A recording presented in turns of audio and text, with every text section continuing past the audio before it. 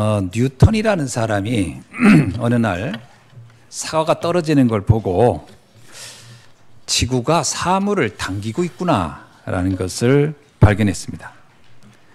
이것 때문에 바닷물이 사실은 지구 밖으로 떨어지지 않는 겁니다. 그래서 찾아낸 것이 중력이라는 걸 찾아냈어요. 모든 물체가 어떤 우주에 있는 모든 질량을 가지고 있는 물체는 서로 잡아당긴다. 그래서 그것을 가리켜서 만류인력이다라는 걸 찾아낸 거죠. 이 법칙이 이제 이 뉴턴이라는 사람이 찾아낸 거죠. 과수원에서 일하는 사람이 제일 많이 봤을 겁니다. 사과가 떨어지는 거를. 그런데 아무리 사과가 떨어지는 걸 많이 봐서도 사람들은 그걸 찾아내지 못했어요. 스티븐슨이라는 사람이 어느 날 난로 위에 있는 그 주전자의 뚜껑이 막 올라가는 걸 보면서 거기서 압력의 힘이라는 것을 찾아냈습니다. 아, 저 압력이 엄청난 거구나. 그래서 거기에서 그가 이용해가지고 전기기관차의 엔진을 생각해낸 거죠. 집에서 밥하는 아주머니들이 소뚜껑이 올라가는 건 제일 많이 봤을 텐데 그것을 찾아낸 것은 아니었어요. 예배도 마찬가지입니다. 많은 사람들이 예배에 참석을 해요. 근데 어떤 사람들은 대수롭지 않게 그냥 여깁니다. 뭐 오늘 또 한 번의 예배구나. 그럴 겁니다. 수도 없이 많은 예배를 드리니까요. 마치 수도 없이 많은 사과가 떨어지는 걸 봤던 과수원에 일하는 사람이나 수도 없이 주전자의 뚜껑이 압력에서 올라가는 걸 아무리 봐도 아무런 의미를 발견하지 못한 사람처럼 그냥 보는 겁니다. 그 사람에게는 아무런 인생의 변화가 일어날 수가 없겠죠. 그런 어떤 사람은 그 예배를 통해서 운명을 바꾸는 답을 찾아내는 사람도 있습니다. 이게 이렇게 다를 수 있어요. 그래서 저는 오늘 우리 예배 드리는 여러분이 오늘 하나님은 나에게 무슨 말씀을 주시려고 나를 이곳에 오게 했을까? 이런 질문부터 한다면 놀라운 응답은 이때부터 시작되는 줄 압니다. 오늘 왜 하나님은 나에게 이 예배를 드리게 했을까? 바울은 데살로니가전서 2장 13절에서 이렇게 말씀하고 있어요. 우리가 하나님께 끊임없이 감사한 것이 있다. 어쩌다 감사한 게 아니고요. 끊임없이 감사한 게 있대요. 매일 감사한 게 있다는 거예요. 너희가 우리에게 들은 바 이 말씀을 받을 때에 사람의 말로 받지 아니하고 하나님의 말씀으로 받으면 그때부터 이 말씀은 너희 안에서 역사하느니라. 이게 사도 바울이 말하기를 이게 끊임없이 감사한 이유라는 거예요. 말씀을 어떻게 받느냐에 따라서 그게 역사하기도 하고 아무런 의미가 없는 말이기도 합니다. 그러니까 어떤 말씀은 상관없어요. 아, 이게 오늘 나에게 하나님 주신 말씀이구나 라고 받는다면 그 사람에게는 반드시 이 말씀은 역사가 일어난다. 이렇게 말씀하고 있습니다. 지난주에 우리는 공동의회를 했습니다. 2025년도에 또 우리는 각자 하나님이 주신 직분을 받았습니다. 뭐 어떤 분은 교사로, 또 어떤 분은 여전도의 임원으로, 또 남전도의 임원으로, 또 교사로, 구역장으로 다양하게 우리는 직분을 받았습니다. 뭐 성가대도 마찬가지고요. 또 한국어 교실을 하는 우리 선생님들도 마찬가지입니다. 이런 직분을 받았는데 만약에 이 직분에 하나님의 계획이 뭔지를 모른다. 이 직분에 통한 하나님의 네 직분을 통한 영적인 가치를 발견하지 못한다라고 한다면 아마 이걸 하는 동에 나도 모르게 힘에 빠지거나 갈등을 하거나 또 때로는 시험에 드는 일도 있을 수 있을 겁니다. 이게요, 한 번 정도는 의욕을 가지고 할 수 있어요. 오늘은 내가 잘해야지. 이건 가능합니다. 한 번은. 그러나 이게 1년을 한다? 이게 쉬운 게 아니에요. 과거에 제가 설교를 할 때 어느 날은 기분이 막 업돼가지고 야 오늘은 정말 막 잘해봐야지 이런 때가 있었고요. 어떤 때는 힘이 너무 빠져가지고 설교 꼭 그냥 하기 싫지 이런 때가 있어요. 이게 뭐 기복이 막 감정에 따라서. 근데 어느 날 제가 복음을 딱 알고 나니까 사실은 이 감정은 사라지더라고요. 상관없더라고요. 물론 그날 이후로 뭐 지금까지 늘 그러면 감정에 기복이 없는 일만 있었냐? 그렇지 않죠. 많은 일들이 있지만 전혀 영향을 받지 않아요. 제가 특히 예배를 준비할 때만은 가장 행복한 시간이더라고요. 어떤 일이 있어도요. 심지어 해외에 갔다 와서 막 주거 만들어야 되고 또 뭐 무슨 사역을 준비해야 되고 막 이런 것들이 막 겹칠 때가 있어요. 비행기 안에서도 쉬지도 못하고 남들 다 잘 때 혼자 메시지를 계속 준비해야 되고 뭔가를 막 준비할 때도 많습니다. 근데 한 번도 그게 나 진짜 왜 해야지 이걸? 이거 내가 왜 이 짓을 하지? 이렇게 생각해 본 적은 한 번도 없어요. 남들이 다 잘 때 혼자 조용히 불 켜놓고 탁 할 때 난 특별한 사람이구나. 저들이 아무것도 모를 때 나는 지금 그리고 나를 위해서 다 자주네. 다 잠을 자는구나. 잘 됐다. 이때가 내가 마음껏 준비하기 좋지.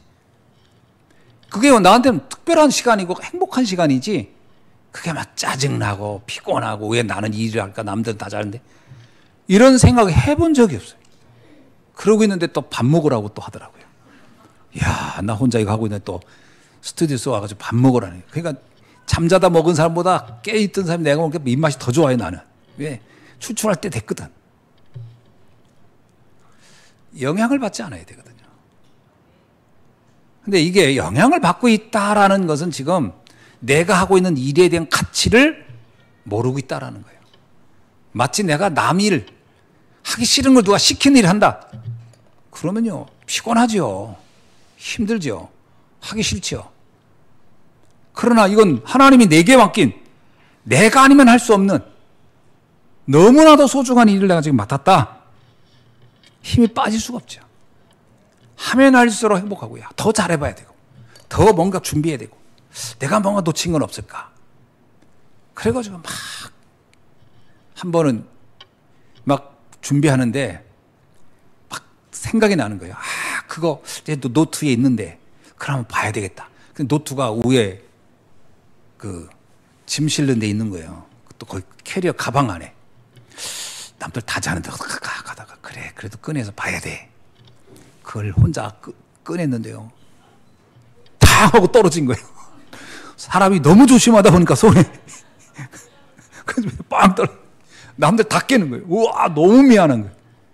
그래 상관없습니다. 뭐 죄송합니다 이렇게 하고 꺼내서 또 올려놓고 앉아서 또 막 보고. 왜 그럴까요? 내가 하는 일이 너무나 가치 있는 일이라고 여기기 때문에 그렇습니다. 그러니까 내가 하는 일이 어떤 의미가 있느냐는 이 가치 잘 발견이 되지 않으면 절대로 이것은 지속할 수 없는 겁니다. 전 지금 한 30년 복음 알고 나서 지금까지 복음을 전하는 일을 계속 하고 있는데 저는 한 번도 설교가 이거 내가 왜 해야 되냐? 이거 너무 짜증난다. 어떤 때는요 몸살이 알아가지고 너무 아플 때도 설교 준비할 때가 있어요.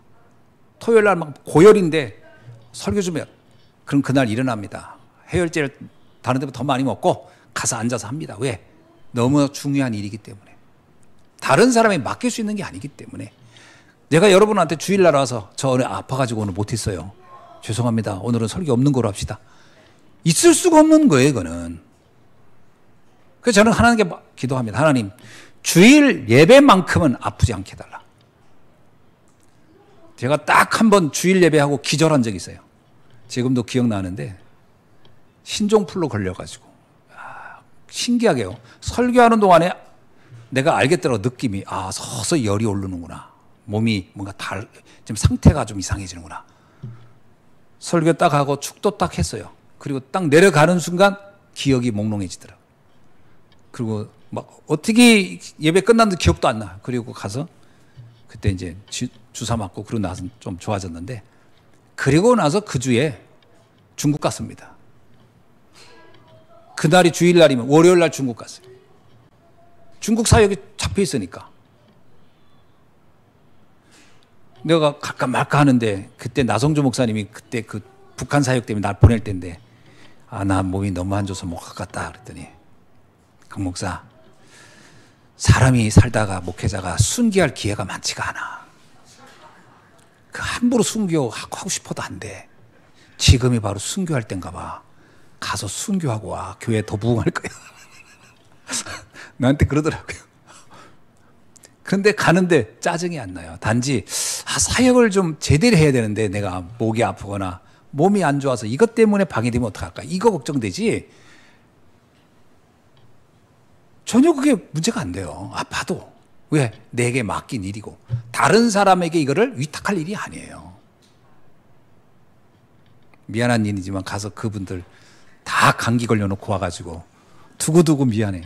지금도 가끔 만나서 얘기해요. 목사님 그때 와가지고 우리 죽는 줄 알았다고. 거기 있는 사람 한 10명이 다 걸려가지고 나는 나을 때 그분은 다 걸려주고 난 돌아왔지. 그분들은 그 이후에 한 달 동안에 엄청 고생했다더라고. 그래서 잊을 수 없는 사역일 거다 내 그랬어요. 여러분 우리가 무엇을 어떤 가치를 발견하느냐가 다릅니다.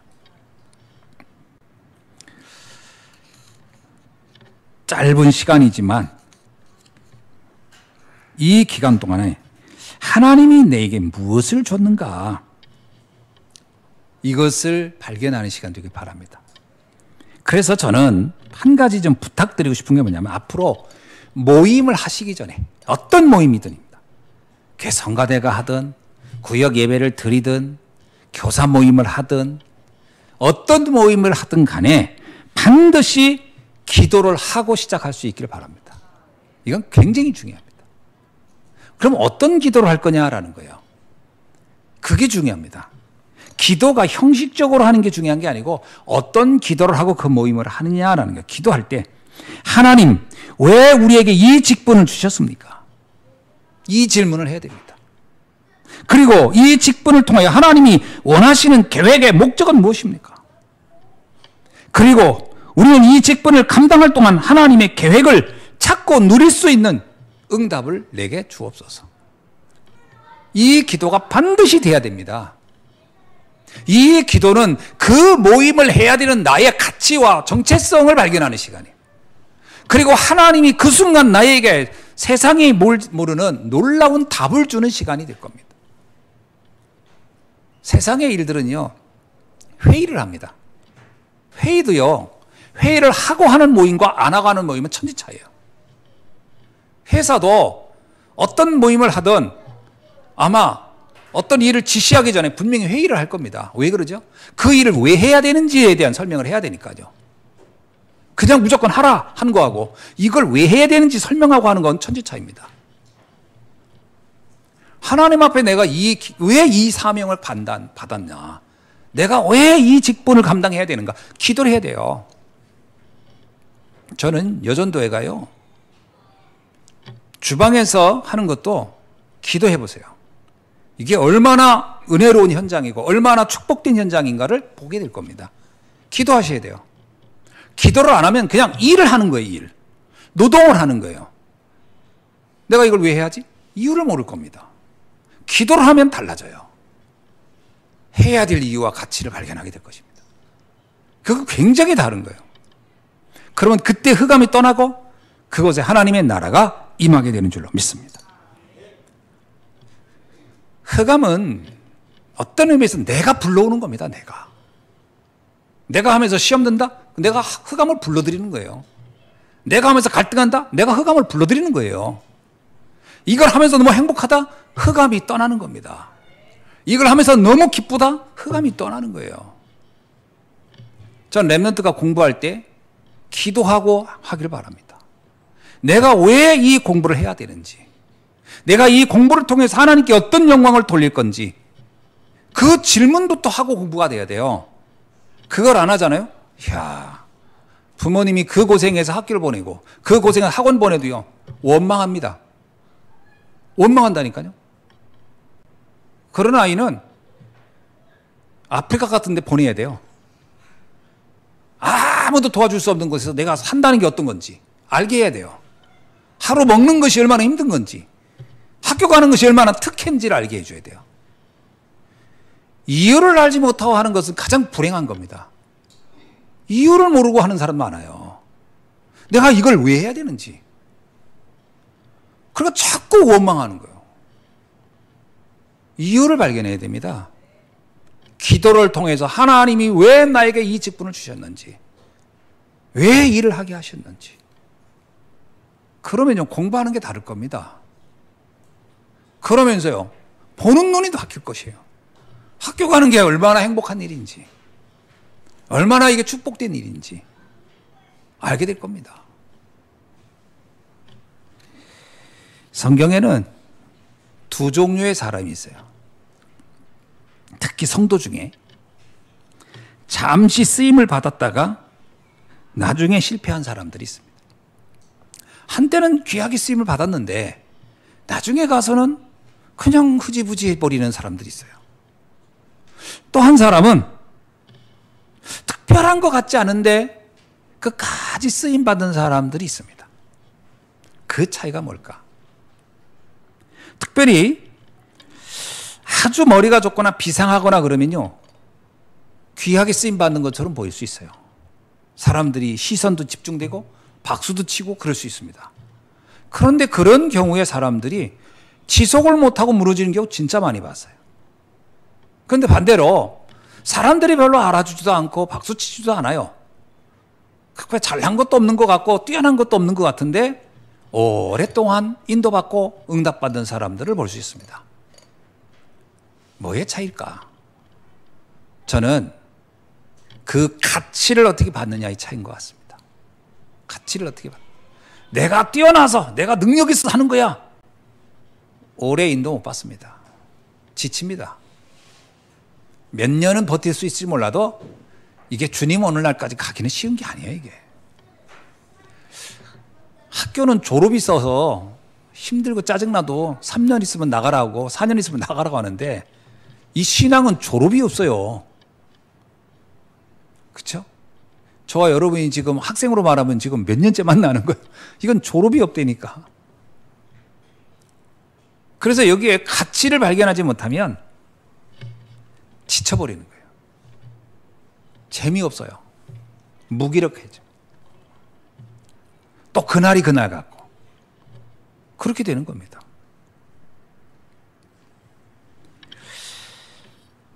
시작은 아주 별스럽지 않게 시작한 것 같은데 그 결과가 너무나도 놀라운 응답을 하는 사람들이 있어요. 사도행전 1장 15절에 있던 마가다락방에 모였던 120명. 그냥 120명이라고 썼어요. 그들의 이름은 기록되어 있지 않습니다. 그 120명이 누군지 아무도 몰라요. 그러나 그들이 예루살렘 교회를 세우고 세계를 바꾸는 일들을 한 사람들입니다. 사도행전 2장 9절에 11절에 보면 15나라 사람들이 왔다 그랬어요. 나라 이름은 해놨는데 사람 이름을 기록을 안 했어요. 왜냐하면 그때 당시 그들이 누구인지 예루살렘에 있는 성도들도 관심이 없었다는 거예요. 그러니까 그들을 나라는 기억이 나는데 이름이 기억이 안 난다라는 거예요. 왜냐? 그만큼 무명의 사람들이. 그때 시대에 유명한 사람도 한 명도 없었다는 얘기예요. 그냥 우연히 들렸던 사람들이에요. 그들이 세계를 바꿀 거라고는 아무도 생각 못했을 겁니다. 이렇게 응답받는 겁니다. 어떻게 그게 가능했냐? 세 가지가 각인돼야 돼요. 오직 그리스도, 오직 하나님의 나라, 오직 성령의 역사. 이게 각인되어야 가능합니다. 그냥 그리스도가 아닙니다. 그냥 복음이 아니라니까요. 오직입니다. 우리는 오직 예수를 믿는 사람이에요. 그냥 예수 믿는 사람이 아닙니다. 오직 예수만 그리스도다. 우리는 그냥 하나님 나라가 될 거라고 믿는 막연한 사람들이 아니에요. 오직 하나님의 나라가 반드시 임할 것을 믿는 사람들이에요. 우리는 우리의 힘으로 하는 게 아닙니다. 오직 성령의 능력으로 된다는 걸 믿는 사람들이에요. 그들에 의해서 세계는 바뀌는 겁니다. 내가 뛰어나서요? 아닙니다. 내가 능력이 많아서요? 아닙니다. 오직 하나님의 힘으로 되는 겁니다. 능으로도 힘으로도 안 돼요. 오직 여호와의 신으로 되느니라. 하나님의 힘이 아니고선, 성령의 능력이 아니고 절대로 될 수 없습니다. 그래서 사역을 하는 여러분은 늘 기도해야 됩니다. 하나님, 내게 하나님의 능력이 임하게 하옵소서. 그게 아니면 안 돼요. 제가 거의 이제 말씀을 이렇게 매주마다 이렇게 강의하듯이 한 장 한 장 쭉 갑니다. 제가 머리가 그렇게 좋은 사람이 아니에요. 제가 그렇게 비상한 사람이 아닙니다. 그래서 말씀을 이렇게 지난번 고린도서 12장 1절에서 3절 이렇게 하고, 신령한 것에 대하여 이렇게 하고, 그리고 오늘 이제 이 말씀 준비하는데 뭘 준비해야 되나? 이 말씀에서 뭘 선포해야 되나? 31절에 보니까 너희는 더욱 큰 은혜를 사모하라 해서 더 큰 은혜를 사모하라고 할까? 여러 가지 생각을 합니다. 이거 이렇게 해야 되나? 머리가 나빠요, 제가. 그래서 하나님 앞에 기도합니다. 하나님, 이번 주에도 우리 성도님들이 이 강단 하나를 바라보고 올 텐데, 이분들에게 정말 주님이 원하는 마음, 주님이 이 말씀을 통해 증거하고 싶어하는 것 전할 수 있도록 저를 사용하여 주옵소서. 기도가 되더라고요. 어떤 때는요, 참 하나님의 은혜지, 그냥 성경 이렇게 쫙 읽기만 해도 첫째, 둘째, 이렇게 하면 되겠구나. 그리고 쫙 나올 때가 있어요. 어떤 때는 쫙 읽는데 캄캄할 때가 있어요. 아무 생각이 안 나요. 한 번에 쫙 알 때가 많을까요? 캄캄할 때가 많을까요? kam캄할 때가 훨씬 많아요, 제가. 그러면 월요일부터 씨름을 합니다. 하나님께 기도하면서. 그래서 설교를 대충 이게 딱 해놔요. 수요일쯤 보면은 마음에 안 들어요. 이게 아닌 것 같아. 그럼 또 바꿉니다. 목요일쯤 되면 하나님이 이걸 원하실까? 그래, 이걸 거야. 그리고 좀 마음의 여유가 돼요. 그래, 이거면 되겠어. 토요일날 읽는 거 마음에 안 들어요. 그러면 또 바꿔야 됩니다. 근데 기도하다 보면 놀랍게요, 주일 아침에 이렇게 딱 나올 때, 그때가 핵심입니다. 딱 나올 때 마음이 가벼울 때가 있어요. 주께서 오늘 또 이 말씀을 전하라고 하시는구나. 그때 되면 너무 행복해요. 근데 지금까지는 주일 아침 늘 그랬던 것 같아요. 토요일 저녁까지는 어두워요. 그때는 왜 쉽게 이렇게 좀 안 되지. 그럼 혼자 밖에 돌기도 하고, 가만히 누워 있기도 하고, 이게 뭔가, 이게 좀 뭔가 하나님의 뜻이 뭐지. 감사한 것은 하나님 말씀 맞아요. 내가 너에게 말할 것을 너에게 줄 것이다. 여러분이 어떤 직분을 감당하더라도 성령께서 행하신다는 것을 믿고 그 힘을 의지해야 될 줄을 믿습니다. 내 힘으로 하면 안 돼요. 내 지식, 우리가 알고 있는 내용이 얼마나 많겠어요. 저 도서관에 있는 백과사전의 내용을 얼마나 알겠어요. 몇 페이지도 몰라요. 어떻게 그런데 이 말씀을 전할 수 있겠어요? 어떻게 이렇게 사명을 감당할 수 있겠어요? 성령의 은혜를 누려야 할 줄로 믿습니다. 모든 직분자는 똑같아요. 교사도 마찬가지고, 구역장도 마찬가지고, 여전도회, 남전도회 말할 것도 없습니다. 성령께서 힘을 주셔야 감당할 수 있는 줄로 믿습니다. 계속 구해야 돼요. 계속 기도해야 됩니다. 내가 뭔가 답이 안 나면, 답이 안 났다는 얘기는 뭐예요? 기도하라는 얘기입니다. 어떤 일을 맡았는데 답답해. 그게 뭔가 마음에 안 들어. 그 얘기는 지금 기도하라는 사인입니다. 답이 안 난 거예요. 근데 그걸 그대로 안고 해보세요. 어떻게 되나? 굉장한 문제가 와요. 굉장한 문제가 와요. 공부를 하는 학생이 내가 이 공부를 왜 해야 되는지 답이 안 난 상태도 한다? 그러니까 성적이 안 오르는 거예요. 성적이 오를 수가 없죠. 억지로 하는데 그게 어떻게 의미가 있겠어요? 답이 나야 됩니다. 이게 너무 귀한 일이구나. 이걸 위해서 않고는 내가 하나님이 이걸 내게 허락하셨구나. 답을 찾는 날이 되길 주의 이름으로 축원합니다. 일하는 분도 마찬가지입니다. 산업도 마찬가지요. 내가 이 일을 왜 해야 되는가? 직장을 갈 때도 그렇고 내가 일을 할 때도 그렇고 이 일을 왜 해야 되는가? 하나님이 이 일을 하는 이유가 뭡니까? 내가 이 직장을 가는 이유가 뭡니까? 여기 하나님이 원하는 뜻이 뭡니까? 질문하고 답을 놔야 여러분은 행복한 겁니다. 그게 안 나면요, 내 하는 현장이 하나님 나라가 이루어질 수가 없어요. 매일 짜증날 수밖에 없고요. 매일 스트레스를 받는다는 것 자체는요, 내 몸이 어딘가 지금 망가지고 있는 겁니다. 망가지는 거예요. 그게 쌓이면 나중에 암이 될지도 몰라요. 내 현장이 행복해야 돼요. 내가 있는 이곳이 생각도 하기 싫어. 큰일 나는 겁니다. 못 버팁니다. 그거 언제까지 버티겠어요?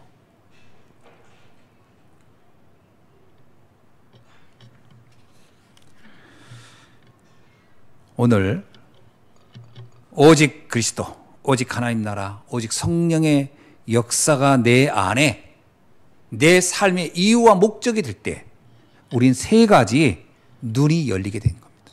첫째는 어떤 눈이 열리냐? 교회를 보는 눈이 달라집니다.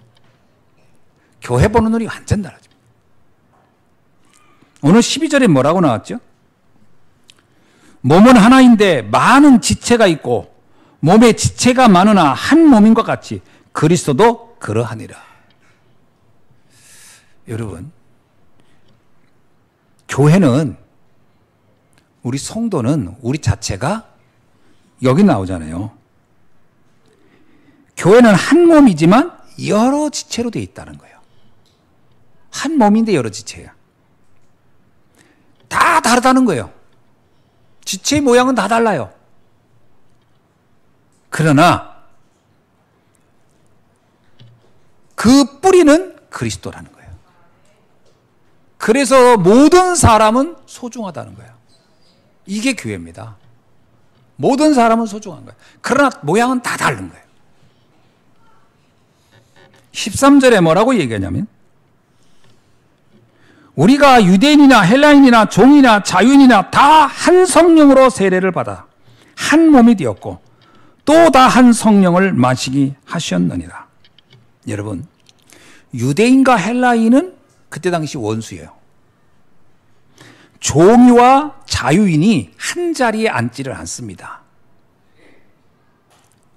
우리나라도요, 노비가 앉는 자리 그리고 양반이 앉는 자리 달랐어요. 자리가 달랐다니까. 식사도 달리가 있어요. 음식 종류도 다르고요. 제가 중국 갔더니 한 번은 오늘 목사님이, 우리 오래전이죠. 우리 랩런트 데리고 와서 제가 그때 중국 잘 모를 때 처음 우리 해외 선교에 가서, 그래서 그 베이징 덕 그거 먹자 해서 그때 먹었는데 다들 맛이 없다는 거예요. 그때 나름 그래도 야, 중국은 오리고기가 이건데 먹자 그랬는데 다들 뭐, 그리고 양도 되게 많이 나와서 그때 기억나는 거야. 다들 맛이 없다더라고. 그래서 나는 그런가 보다 했어요. 왜냐면 그때 당시 그게 1인분에 만 원이 안 되는 거였을 것 같아요. 그때 당시 물가도 그때 좀 쌀 때니까. 근데 한참 몇 년 후에 중국에 갔는데 이정방 선교사님이 저보고 중국 최고의 요리 가게, 그 베이징의 최고 유명한 데를 나를 데리고 가는 거예요. 그래서 딱 시키는 거예요. 그 베이징 덕을. 한 사람 한 옆에 그 이렇게 요리사 한 명씩 붙어 있어요. 내가 한 사람 한 명이야. 다 거기 각자 그 사람이 다 한 점 한 점을 잘라서 이렇게 싹싹 이렇게 올려주고, 그러면 이제 거기다가 다 뭐 소스도 해주고 먹으라고 주면 이제 먹는 거, 나는 그냥 먹기만 하면 되는 거야. 입만 벌려서 먹으면 다 들어와. 이야, 그렇게 맛있을 수가 없어요. 이게 녹아, 막 오리가 녹아 입안에서 막 오리가 노래를 불러. 내가 물어봤어요. 목사님 이거 얼마짜리 했더니 이거 15만 원짜리. 오리 그 고개 15만 원짜리. 그러면서 하는 얘기가 그 오리 남발을, 우리가 먹은 남발을 거기다가 딱 표시를 해. 몇 번째 오리를 먹고 갔다. 우리는 그 가게에서는 지금 몇 번째 오리를 지금 이렇게 손님을 대접했다. 그래서 번호가 다 있다는 거예요. 오리 번호가. 이야. 그래서 어떻게 이게 이렇게 차이가 납니까 했더니 신분에 따라 달라요. 5천 원짜리 먹는 오리 있고 15만 원짜리 먹는 오리 다 다르. 오리라고 다 같지 않습니다. 기르는 것도 다르고 다 다릅니다. 그렇습니다. 현대도 그래요. 현대도 돈 있는 사람과 없는 사람 차이가 이렇게 음식 하나도 구분돼요. 하물며 이 시대에 종과 자유인이 함께 있을 수가 없어요. 그런데 성경은 뭐라고 그래요? 놀라운 얘기라. 그들은 그러나 다 한 성령을 받았고 그들은 다 한 세례를 받았느니라. 뭐예요? 한 부모 밑에 있다는 거예요. 영적 부모는 같다 이거예요. 세례? 세례는 뭔지 아세요? 죄인이 의인이 됐다고 선언하는 게 세례예요. 그들 중에 누구도 죄인이 없다. 누구도 차별되는 수 없다. 모두가 다 하나님 앞에서 구원받은 하나님의 자녀다. 이게 교회라는 거예요. 교회는요, 차별이 없습니다. 자유인 종, 대통령, 거린 구분이 없는 거예요. 한 성령을 받았고 한 세례를 받았기에 모두는 다 같다. 이 얘기는 모든 사람은 다 존귀하다. 이게 교회입니다. 교회는 모두가 귀한 거예요. 가졌든 없든 배웠든 안 배웠든 어떤 인종의 사람이든 아무 구분이 없다. 충격적인 거죠. 교회론이 이해가 안 되니까 흑인들 모여서 흑인들끼리 예배드리고 백인들끼리 백인들끼리 예배드리고 가진 자는 가진 자끼리 예배드리고 귀족들은 귀족끼리 예배드리고 말도 안 되는 거예요.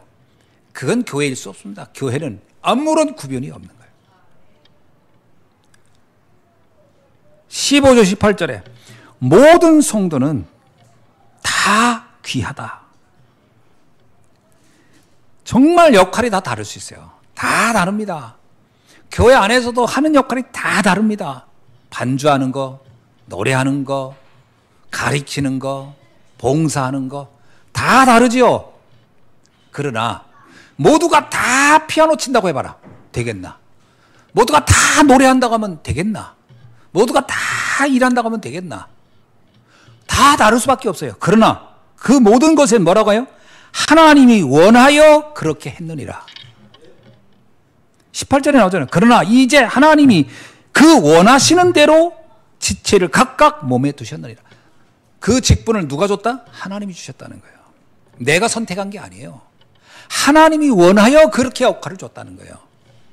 저보고 피아노 치라고 해보세요. 칠 수 있나? 치고 싶은 마음은 굴뚝 같으나 도레미파솔라시도 밖에 못 칠 겁니다. 그러나 또 우리 반주하는 우리 권사보고 여기 와서 오늘 이 시간 메시지 하러 보면 할 수 있겠어요? 하나님은 다 각자 하나님이 원하는 대로 그 직분을 주셨느니라. 모든 일은 다 소중하다는 거예요. 다 소중한 겁니다. 그래서 나와 다르다고 해서 다른 게 아닙니다. 하나님의 영광을 돌리는 현장이다. 22절엔 또 뭐라고 나오죠? 그뿐만 아니라 더 약하게 보이는 몸의 지체가 도리어 요긴하니라. 24. 우리가 몸에 덜 귀히 여기는 그것들을 더욱 귀한 것들로 입혀 주며 우리의 아름답지 못한 지체는 더욱 아름다운 것을 얻느니라. 이렇게 나와요. 여러분, 교회는요, 연약한 사람일수록 더 귀하게 여기라는 거예요. 연약한 사람일수록. 우리도 모르게요, 조금 똑똑하고 잘나 보이면 소중해 보이고, 좀 부족하고 연약하면 하찮아 보이는 눈이 있다면, 이거는 우리가 교회를 잘못 보고 있는 겁니다. 교회를 세상 조직처럼 보면 큰일 납니다. 세상은요, 무조건 능력 위주예요. 능력 위주입니다. 학교? 능력 위주입니다. 솔직히 말하면. 선생님이 20명 되는 학생들 다 똑같이 사랑할 것 같습니까? 사랑할 수 없습니다. 내 말 잘 듣고 잘 따라오고 그런 아이들이 이쁜 거예요. 그게 세상의 조직인 겁니다. 교회도 그렇게 하면 어떻게 될까요? 그러면 존재할 이유가 없는 거예요. 교회는 연약한 자가 더 귀하게 여겨질 수 있도록 우리 몸 지체 중에 부족한 곳이 있으면 신경을 더 쓰나요, 안 쓰나요? 여러분 몸을 이렇게 내가 내 몸을 관리할 때 어디에 신경을 제일 많이 쓰죠? 내가 비염에 걸렸다. 그러면 코에 신경 제일 많이 쓸 겁니다. 내 눈이 안 좋다. 눈에 신경 제일 많이 써. 자기의 연약한 곳에 신경을 더 쓰는 거예요. 이게 정상인 거예요. 눈이 좀 안 좋더니 눈 빼버리고, 코가 좀 안 좋으니까 코 그냥 막아버리고. 그런 사람이 어디 있습니까? 난 머리카락이 좋아? 그럼 난 머리카락만 난 맨날 이것만 난 챙길래. 그러고 다니는 사람이 어디 있어요? 자기의 부족한 곳을 챙기는 거예요. 이게 교회라는 거예요. 교회에 대한 눈이 바뀌어야 됩니다. 그러니까 사도 바울은요, 정말 이게 충격적인 얘기한 거예요. 지금 우리는 뭐 당연한 거 아니에요? 아닙니다. 이 시대에는 이게 상상이 안 되는 거였어요. 생각해 보세요. 히틀러는요, 게르만 민족을 우수하게 만든다 해가지고 어떻게 한 줄 아세요? 장애인을 다 죽여버렸어요. 그게 세상의 그 잔인함이에요. 극단적인 그런 세속주의를 막 갔을 땐 그렇게 되는 겁니다. 옛날에 스파르타쿠스, 군인들을 이렇게 막 강력하게 군사를 만들었던 나라. 네, 스파르타. 거기도 마찬가지예요. 테스트 해가지고 아이들이 힘이 약하거나 뭔가 지체가 있거나 그러면 미리 다 죽여버렸어요. 그게 말이 되는 겁니까? 있을 수 없는 거죠. 교회는 그것이 아니에요. 교회는 모두를 살리는 것입니다. 교회의 위대함은 여기 있는 거예요. 모두를 살리는 것이다. 24절에 볼까요? 뭐라고 나오죠? 우리의 아름다운 지체는 그럴 필요가 없느니라. 오직 하나님이 몸을 거르게 하여 부족한 지체에게 귀중함을 더하게 하셨느니라. 여러분, 교회가 언제 가장 아름다운지 아세요? 저 교회는 참 아름다운 교회라고 할 때는 언제냐면, 연약한 자가 더 도움을 받아서 그 연약함이 함께 되어 갈 때 그 교회가 가장 아름다운 거예요. 아름다운 교회란 뭐냐?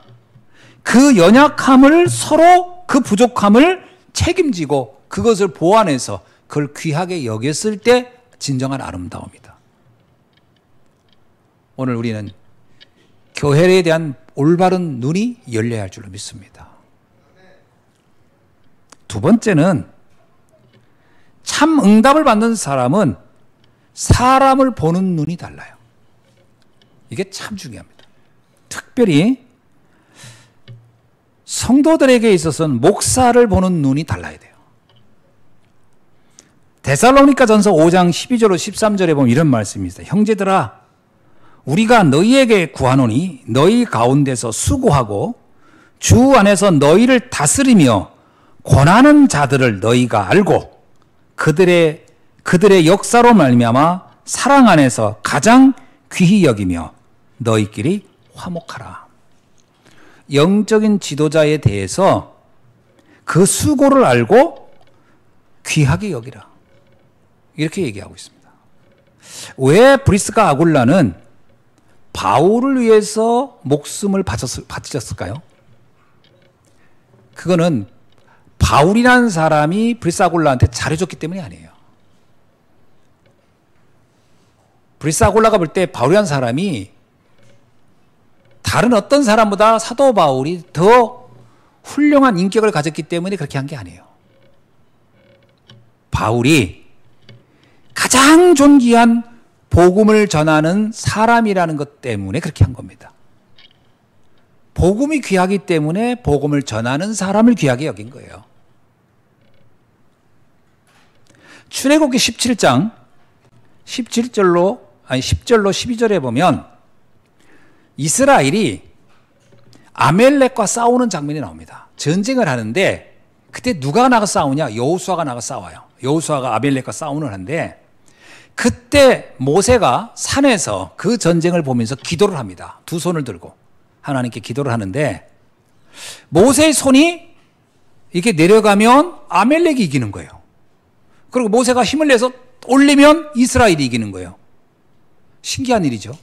전쟁은 지금 여호수아가 하고 있는데 전쟁의 승패는 모세 손에 달린 거예요.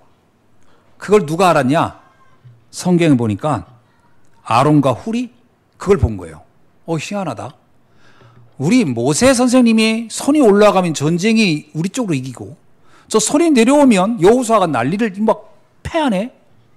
우리가 빨리 옆에서 모세의 손을 잡아야 되겠다. 그래서 아론과 훌이 옆에서요 모세의 손을 잡습니다. 그 손이 내려가지 않도록. 그랬더니 그 전쟁이 이스라엘의 승리로 끝납니다. 이게 뭘 얘기하는 걸까요? 여기 상징적인 거거든요. 이게 뭘 얘기하죠? 여러분, 패배냐 승리냐, 멸망인가 구원인가, 이 모든 기준, 그 결정적인 사건은 영적 지도자에 달려있다는 거예요. 여호수아는 열심히 싸우지만 그건 싸우는 것이지 그 싸움의 승패를 가르는 것은 영적인 데 있다는 거예요. 이거를 아론과 훌이 이해한 거예요. 그래서 우리가 모세 선생님의 손을 올려줘야 되겠다. 다른 게 아닙니다. 우리의 영적인 승리, 우리의 삶의 승리와 실패, 우리의 멸망이냐 승리냐 구원이냐 하는 것은 영적인 메시지에 달려있는 거예요. 그래서 영적 지도자를 귀하게 여기고 기도해 주는 겁니다. 저는 여러분이 저를 위한 기도가 멈추면 안 돼요. 참 감사한 거는 우리 우리 성도님들도 기도하시겠지만 또 감사하게도 우리 성도님의 부모님들이 멀리 계신 저를 위해 이렇게 기도하신다는 분들이 있다는 얘기를 들을 때 너무 행복한 거예요. 와, 참 감사하다. 내가 그래도 이렇게 신앙생활을 목사지만 흔들림 없이 하는 것도 그분들의 기도 덕분인 것 같다. 이런 생각이 든다니까요. 아니, 생각해보세요. 여호수아 훌이 옆에서 장기나 두고 있었으면 모세 손이 본인이 혼자 버티는 데 한계가 있지. 그럼 그 전쟁은 졌을 거예요. 중직자는 바로 이런 부분인 것 같아요. 목회자의 어느 부분을 내가 도와야 되는가. 이 메시지를 할 수 있도록 복음이 선포되는 일이 중단되지 않도록 이걸 돕는 일을 하는 거구나. 그래서 사도행전에 보니까 그 과부 문제로 교회가 어수선할 때 중직자 그러잖아요. 이 일은 우리가 맡아서 할 테니, 경제적인 건 우리가 맡아 할 테니 우리 사도들은 기도하는 것과 말씀 전하는 것에 전무하십시오. 이게 승패의 모든 것을 결정하는 것이다. 그래서 사실 목회자가요 막 경제적인 고민하고 그런다. 그건 당장은 표시가 안 나는 것 같지만 영적으로는 굉장한 문제가 오는 거예요. 왜? 말씀에 그만큼 집중할 수가 없으니까. 두 번째는 성도를 보는 눈이 다릅니다. 성도는요 어떤 존재냐? 사도행전 20장 28절에 보니까 주님이 피로 사신 지체라고 그랬어요. 성도는 피로 사신 지체예요. 그래서 모든 성도에게는 하나님의 절대 사랑과 절대 계획이 담겨 있다. 그걸 꼭 기억해야 돼요. 모든 성도는 하나님의 절대적인 구원의 사랑이 있는 거예요. 그래서 성도들마다 하나님이 이렇게 핏값으로 세우신 성도에 대한 하나님의 계획이 뭘까를 찾는 겁니다. 미션이 있어야 돼요. 모든 성도에게는 하나님의 하늘로부터 보좌로부터 오는 미션이 있다니까요. 로마서 16장 사람들이 그래서 보호자, 동역자, 식주인이라는 것도 그들이 가졌던 미션인 겁니다. 미션이에요. 그 시대에. 여호수아 그리고 아론, 훌이 다 자기 미션이 있는 것처럼 미션이 있는 겁니다. 싸우는 사람이 있고 전도자를 보호하는 사람이 있고 실제로 일하는 사람이 있고 다 미션이 있는 거거든요. 그래서 뭘 하자는 거냐? 교회를 세워가는 겁니다. 그래서 우리는 우리 교회의 절대 미션이 뭐냐? 세 가지 뜰이 있는 교회의 응답을 받는 것이다. 세 가지 뜰이란 말은 뭐죠? 성막에는 뜰이 3개가 있었어요. 반드시. 다민족이 와서, 이방인이 와서 마음껏 예배 드릴 수 있는 뜰이 있었고, 아이들이 와서 마음껏 말씀 드릴 수 있는 뜰이 있었고, 그 다음 병든 자가 와서 은혜 받는 뜰이 있었다니까요. 이 뜰이 성막에 늘 있었단 말이에요. 성전을 지을 때도 있었어요. 예루살렘 성전을 지을 때도. 그런데 나중에 어떻게 됐어요? 바리새인들이 그곳을 다 장사하는 곳으로 다 바꿔버린 거예요. 다민족이 올 수 없도록 거기서 양이나 팔았어요. 아이들은 가라, 어른들만 있다. 병든 자 오지 마. 병든 자. 그러니까요, 사도행전 3장에 보면 병든 자가 성전 미문에 앉아 있을 수밖에 없어요. 들어갈 수가 없는 거예요. 못 오게 하니까. 그들이 가서 말씀 듣고 치유받아야 되는데 니들은 성전 밖에 있어. 우리가 그때 돈이나 던져줄 테니 그나 받아먹어. 이렇게 다 예수님 당신 다 타락해버린 거예요. 예수님이 성전에 가서 뭐라고 했어요? 내가 볼 때 성경상에 보면 예수님이 가장 화냈을 때가 그거예요. 승질 나가지고 가자마자 열받아가지고 상이고 다 뒤집어 엎고 강도의 소굴로 만들어버렸구나. 3가지 뜰이 사라졌다는 거예요. 이 뜰을 우리는 회복해야 됩니다. 다민족이 마음껏 와서 예배 드릴 수 있는 곳이 있어야 돼. 교회에 병든 자가 와서 마음껏 예배 드리는 곳이 있어야 됩니다. 아이들이 마음껏 뛰어놀 수 있는 곳이 있어야 돼요. 이건 우리가 이 시대에 우리에게 좀 미션이 되니까요. 예수님이 그렇게 흥분하며 말씀했다는 얘기는 그만큼 중요하다는 얘기 아니에요. 그만큼 우리가 인도를 받아야 할 현장이라는 거예요. 지금 우리는 이 미션을 우리가 하나 되어서 감당해야 할 줄 믿습니다. 지금 기도해야 돼요. 우리 가진 게 뭐 있습니까 지금. 하나님 이 일을 할 수 있도록 우리에게 힘을 주시고 이 일을 할 수 있는 능력을 주시고 우리의 산업에 축복을 주셔서 이런 일을 감당할 수 있도록 해 주옵소서. 지난번 우리 교회에 이제 한번 이전해볼까라고 했던 적이 있었잖아요. 전 처음 알았어요. 우리 이온 집사님이 그 얘기 하는 거예요. 목사님 그때 저요. 그 얘기 듣고 교회 어디로 가면 좋을까 하고 천안 다 돌아다녔어요. 일 안 할 때 틈만 나면 돌았대요. 여기가 좋을까 여기가 좋을까. 그래가지고 그때 자기가 지금 요번에 제가 장례 치렀던 그 강석 그분도 같이 부동산 했잖아요. 그분하고 같이 다니면서 야, 나 좀 도와줘.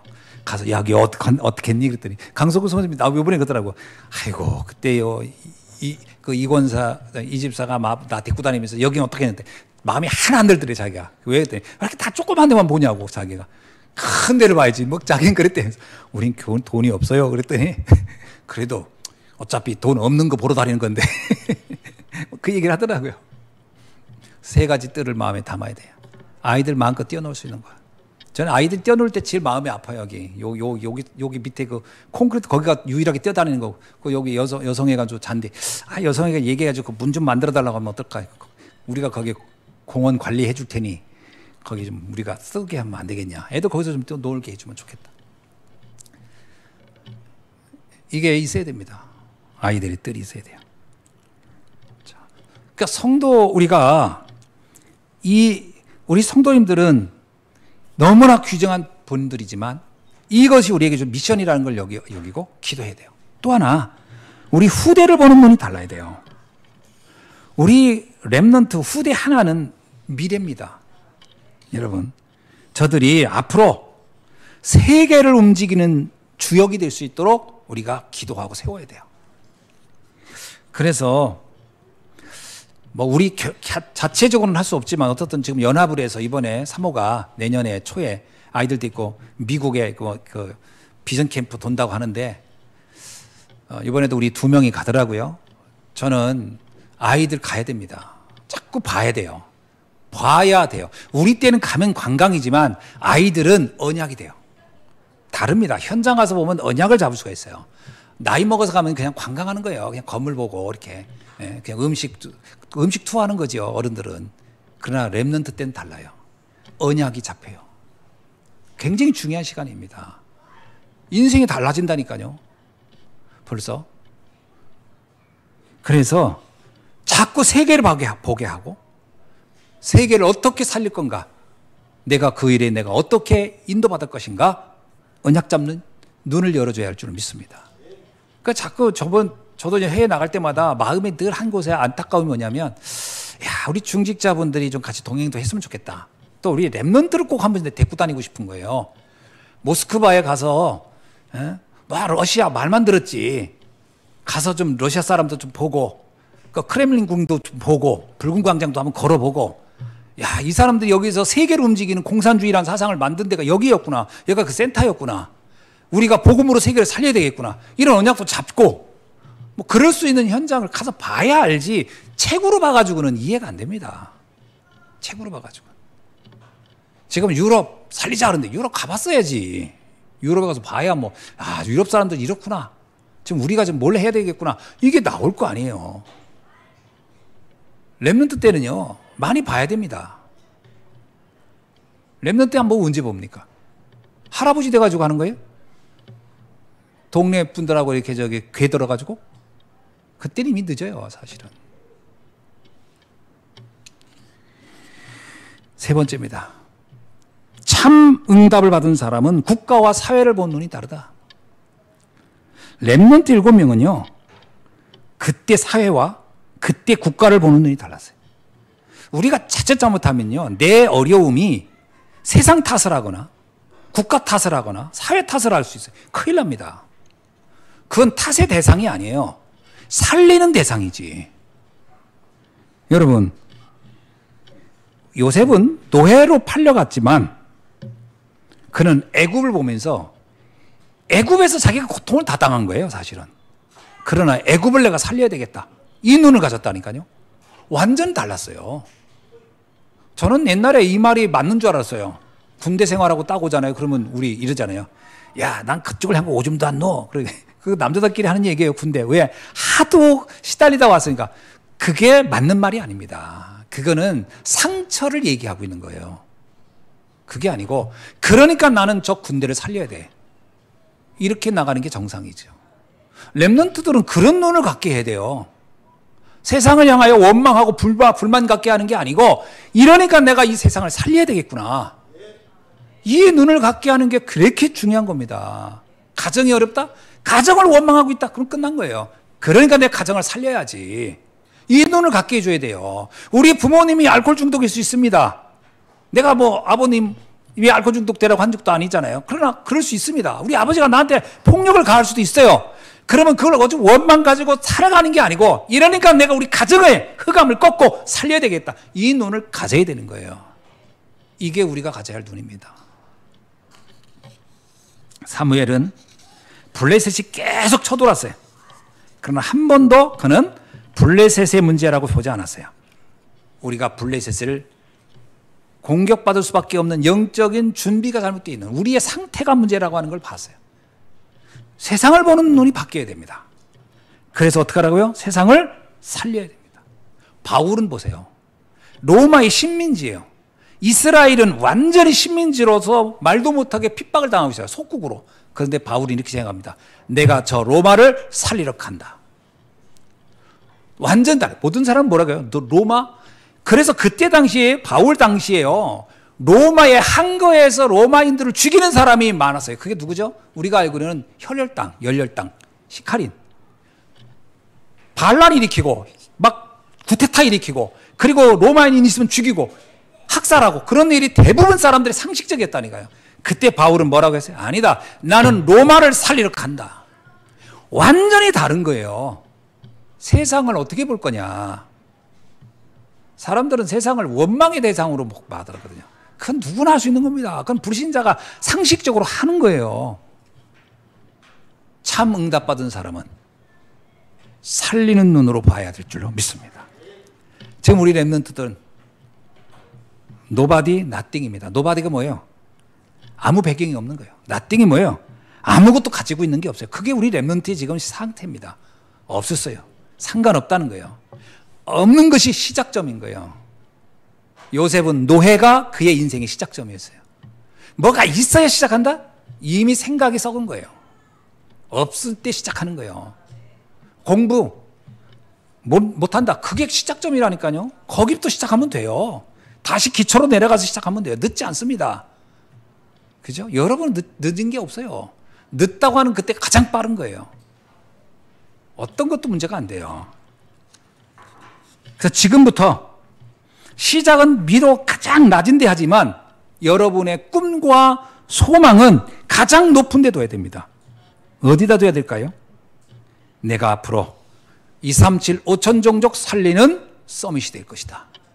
이 마음을 담고 공부해야 돼요. 아이, 목사님, 전 전교에서 뒤에서 세는 게 더 빠른데요? 상관없습니다. 그거 가지고 세상을 바꾼 게 아니에요. 나는 비록 부족하지만 내 꿈과 내 소망과 내 언약은 세계를 살리는 사람이 돼야 되겠다. 그 사람은 반드시 하나님이 쓰실 것입니다. 그게 중요해요. 지금 말씀을 맺습니다.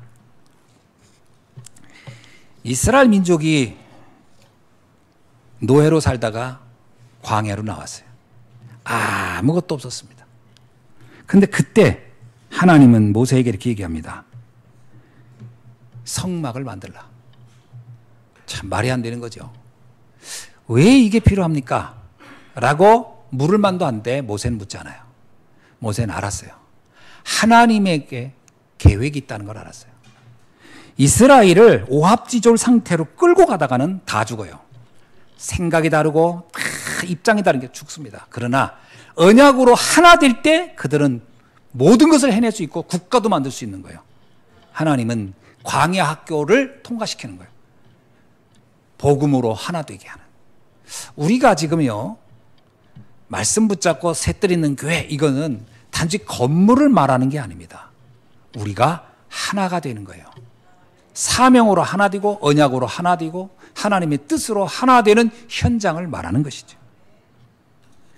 그래서 우리 후대들에게 새뜰 있는 교회를 응답으로 우리의 유산으로 남겨줘야 돼요.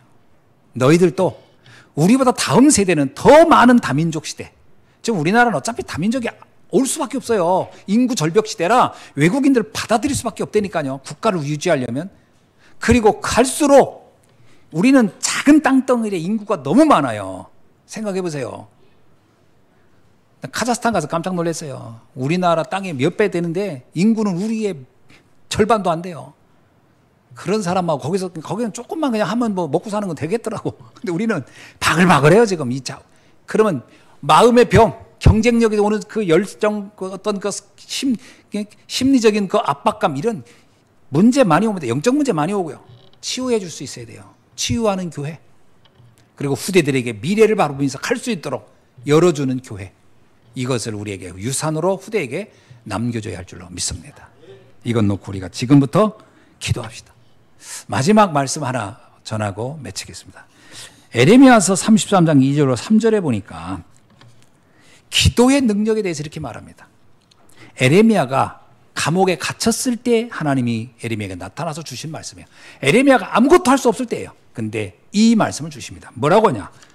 이를 행하시는 여호와, 그것을 만들어 성취하시는 여호와, 그의 이름을 여호와라는 이가 이와 같이 이르시도다. 너희는 내게 부르짖으라. 내가 내게 응답하겠고 내가 알지 못하는 크고 은밀한 일을 내게 보이리라. 에레미야가 상상도 못한 일을 하나님은 너가 기도한다면 이루어 주시겠다라는 거예요. 우리의 미래, 우리는 상상도 안 돼요. 우리가 뭘 어떻게 하겠습니까? 지금 시대들에 갇힌 에레미야와 비슷할 겁니다. 할 수 있는 게 별로 없거든요. 근데 뭘 할 수 있냐? 딱 하나, 기도는 할 수 있어요. 아멘. 누가 우리의 입에 작사를 누른 게 아니잖아요. 우리는 기도는 할 수 있단 말이에요. 이 기도를 통해서 이를 행하시는 여호와, 그것을 지어 성취하시는 여호와가 이같이 이르노라. 너는 내게 부르짖으라. 내가 알지 못한 크고 은밀한 일을 내게 보이리라.